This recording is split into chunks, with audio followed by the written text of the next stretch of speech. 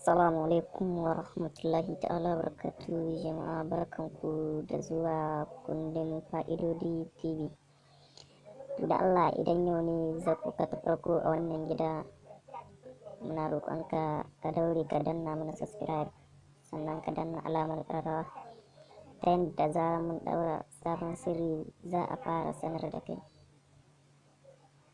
Ku sha ga 'yan uwa domin su masu amfana. Mun gode. Assalamu alaikum wa rahmatullahi ta'ala wa barakatuh. Kamar yadda dai ku gani a yau ma mun zo muku da wani fa'ida na neman dafa'i daga sharrin dukkan abin halitta. Allah zai kiyaye ka da shi. Shi dai yadda ake wannan sirrin mai albarka.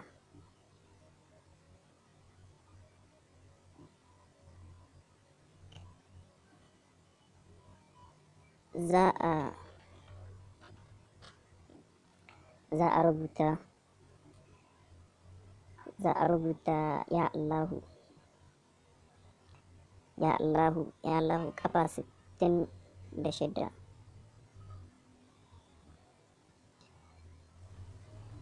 Idan aka rubuta kafa 66, wannan hatimi za a haɗa da shi kafa ɗaya, sai a wanke a sha da dafa'ul shayaɗini kwana 3, sai kuma a ƙara rubutawa a ilaya a sata a jiki, insha Allahu ta'ala Allah zai kiyaye ka daga dukkan sharrin abin halitta, albarkacin Muhammadu Rasulullahi sallallahu alaihi wasallam. Wannan hatimin da kuke gani shi ne.